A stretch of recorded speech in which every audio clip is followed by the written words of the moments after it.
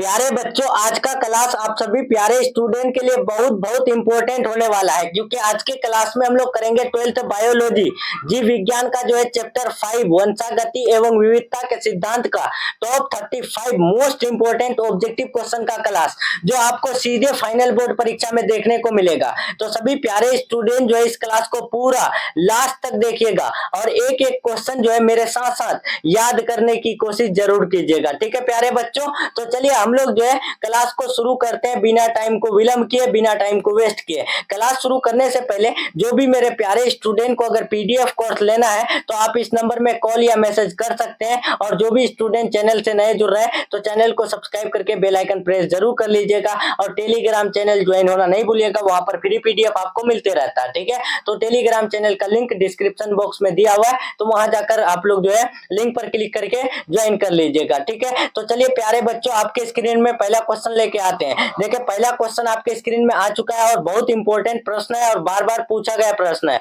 ठीक है, देखिए पहला क्वेश्चन जो पूछा गया है कि मेंडल ने प्रस्तावित किया था। प्यारे बच्चों, मेंडल क्या प्रपोज्ड किए थे? तो आपको याद रखना है अनुवांशिकता के नियम जो दिए थे तो वो कौन दिए थे? मेंडल साहब दिए थे। Right answer option number C हो जाएगा। लॉ ऑफ इनहेरिटेंस जो दिए थे वो मेंडल साहब दिए थे। ठीक है, और 10% ऊर्जा का नियम जो दिए थे वो लिंडमान साहब ने दिए थे। ठीक है, ये भी आपको याद रखना है। प्यारे बच्चों, अब हम लोग नेक्स्ट क्वेश्चन देखते हैं। दूसरा नंबर देखिए, वर्णांधता में रोगी नहीं पहचान पाते हैं। जब कलर ब्लाइंडनेस होता है तब जो है यानी पेशेंट यानी रिकॉग्नाइज नहीं कर पाता है, तो वो कौन सा कलर? तो आपको याद रखना है लाल और यानी हरे रंग का जो है पहचान नहीं कर पाते हैं। Right answer option number C हो जाएगा। नेक्स्ट चलते हैं प्यारे बच्चों, तीसरा नंबर देखिए। तीसरा नंबर बहुत इंपॉर्टेंट प्रश्न है, इस चैप्टर से सबसे ज्यादा क्वेश्चन पूछे जाते हैं। चैप्टर 5 और चैप्टर 6 से जो है ना आपको बायो में सबसे ज्यादा क्वेश्चन पूछे जाते हैं, तो आप लोग हल्के में नहीं लीजिएगा, पूरा क्लास जरूर देखिएगा।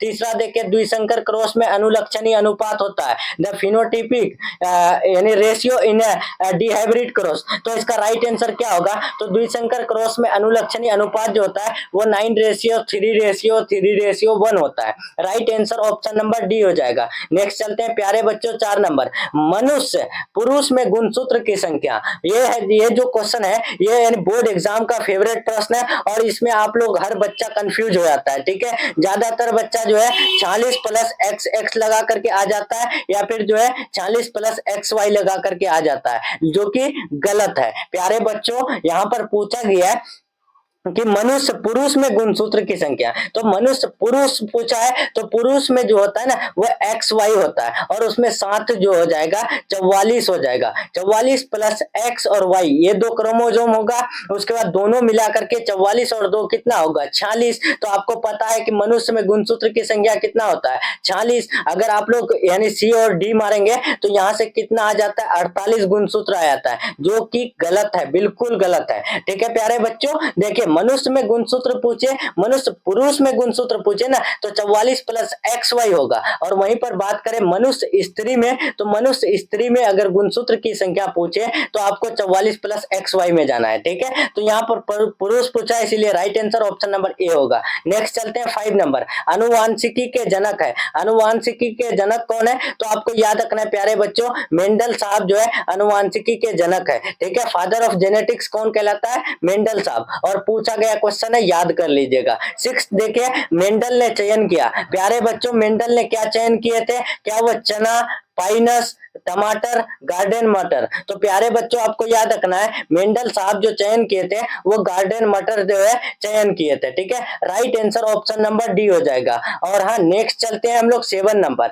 और हाँ, अगर आपको पीडीएफ कोर्स लेना है तो आपको यहाँ नंबर दिख रहा होगा, इस नंबर में कॉल मैसेज करके आप लोग 100% लर्ने वाला प्रश्न जो है परचेज कर सकते हैं। ठीक है प्यारे बच्चों, आपको जो है आंसर की के साथ मिलेगा, chapter wise objective, chapter wise subjective, long question, short question, उसके साथ VBA ऑब्जेक्टिव पूछा गया क्वेश्चन 2009 से लेके पूरा। ठीक है साथियों, तो देखिए यहाँ पर मानव रुधिर AB वर्ग में, देखिए मानव रुधिर AB वर्ग में क्या होता है? तो आपको याद रखना है एंटीबॉडी अनुपस्थित रहता है। ठीक है, right answer option number B हो जाएगा। नेक्स्ट चलते हैं 8 नंबर। 8 नंबर काफी इंपॉर्टेंट प्रश्न है। देखिए पूछा गया है एक जीन का जोड़ा दूसरे जीन के जोड़े के प्रभाव को रोकता है, तो उसे हम लोग क्या कहते हैं? देखिए प्यारे बच्चों, द प्रोसेस यानी in which a pair of genes blocks the effect of another pair of genes is called. इसका राइट आंसर क्या होगा? तो एक जीन का जोड़ा दूसरे जीन के जोड़े के प्रभाव को रोकता है तो उसे हम लोग जो है एपिस्टेसिस कहते हैं। ठीक है, इसका right answer option number C हो जाएगा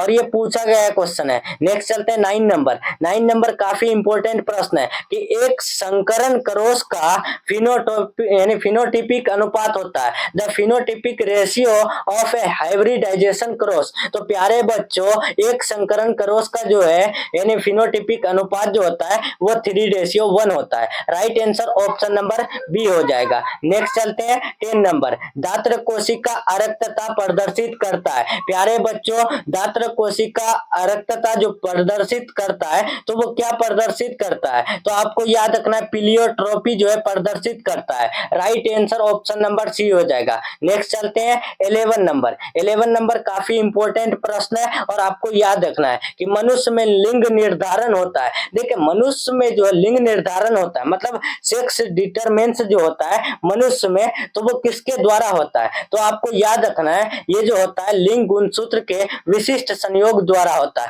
कॉम्बिनेशन ऑफ सेक्स क्रोमोसोम्स के द्वारा होता है। Right answer option number C हो जाएगा। नेक्स्ट चलते हैं प्यारे बच्चों 12 नंबर। सिकल सेल एनीमिया किस प्रकार का रोग है? प्यारे बच्चों, सिकल सेल एनीमिया जो रोग है वो किस प्रकार का रोग है? तो आपको याद रखना है सिकल सेल एनीमिया जो है वो एक लिंग संबंधित रोग है। ठीक है, right answer option number A हो जाएगा। नेक्स्ट चलते हैं 13 नंबर। 13 नंबर देखिए काफी इंपॉर्टेंट प्रश्न है कि मेंडल के नियम का एक अपवाद है। प्यारे बच्चों, मेंडल के नियम का एक अपवाद कौन है? तो आपको याद रखना है मेंडल के नियम का एक अपवाद जो है वो सहलगनता है। ठीक है, right answer option number C हो जाएगा। आपको ध्यान रखना है इसका राइट आंसर क्या हो जाएगा?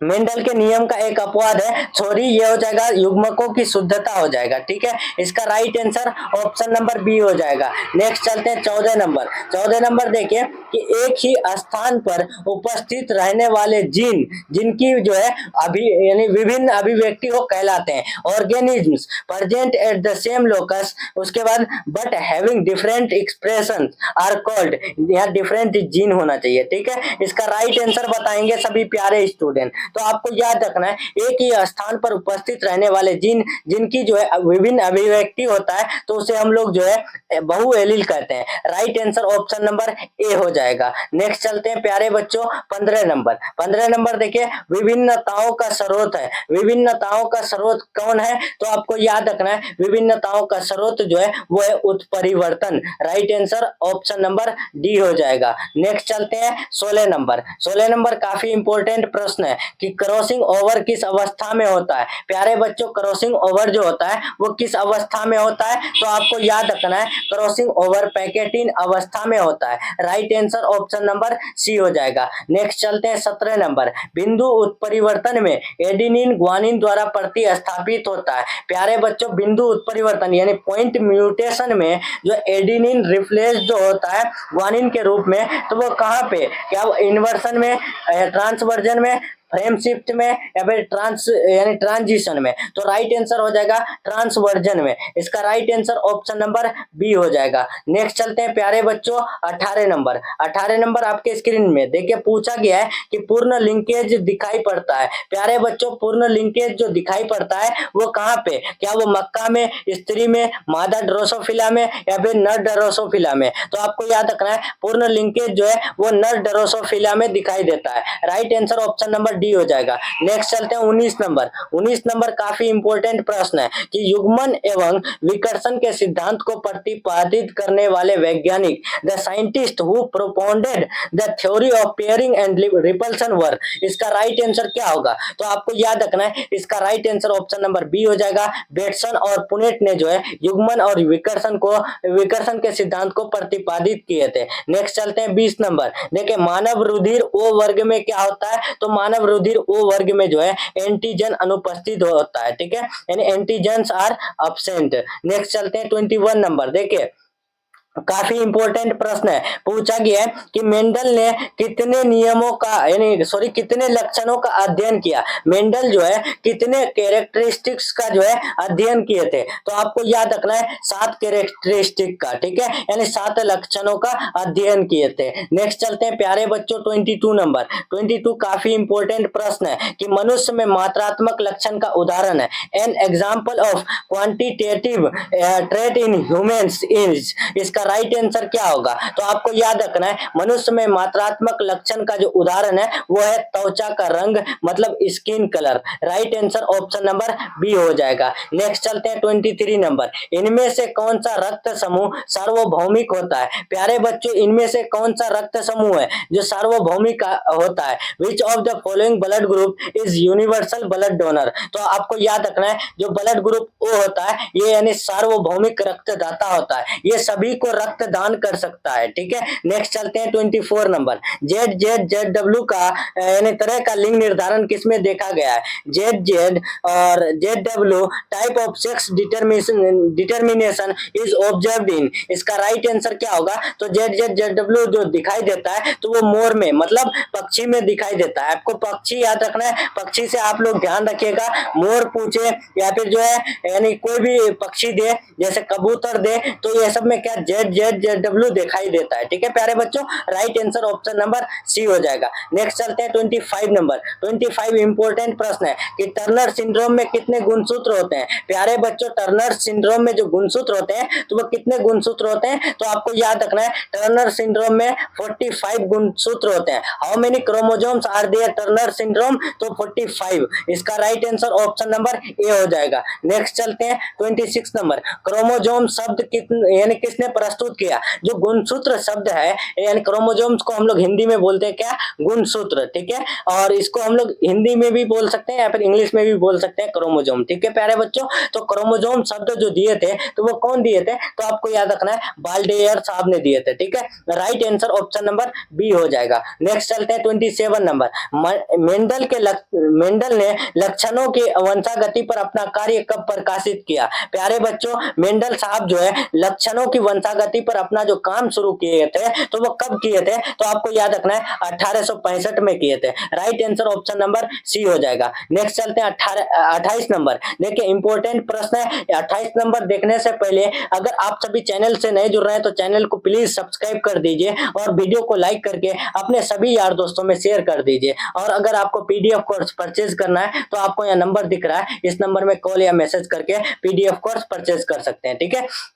देखिए 28 नंबर हीमोफीलिया है। तो प्यारे बच्चों हीमोफीलिया जो है ये क्या है? तो आपको याद रखना है वो एक मेंडेलियन डिसऑर्डर है, मेंडेलियन व्याधि है, ठीक है। Right answer option number A हो जाएगा। नेक्स्ट चलते हैं 29 नंबर। डाउन सिंड्रोम में कितने गुणसूत्र होते हैं? प्यारे बच्चों, डाउन सिंड्रोम में जो गुणसूत्र होते हैं तो वो कितने गुणसूत्र होते हैं? तो आपको याद रखना है डाउन सिंड्रोम में जो है 47 गुणसूत्र होते हैं। और टर्नर सिंड्रोम में कितना होता है? तो टर्नर सिंड्रोम में 45 गुणसूत्र होता है। प्यारे बच्चों याद रहे। नेक्स्ट चलते हैं 30 नंबर। मनुष्य में कितने क्रोमोसोम्स होते हैं? प्यारे बच्चों मनुष्य में पूछा है तो मनुष्य में जो गुणसूत्र होता है वो 46 होता है, मतलब 46 होता है। तो 46 का जो है क्रोमोसोम्स कितना होगा? क्या वो 4 जोड़ी, 22 जोड़ी, 23 जोड़ी या फिर 46 जोड़ी? तो बहुत बच्चे 46 जोड़ी लगा देंगे। जोड़ी मतलब क्या हो जाता है? पेयर मतलब होता है 2, तो 46 दूना 92 हो जाएगा, मतलब 92 हो जाएगा, जो कि गलत है। इसका right answer option number C हो जाएगा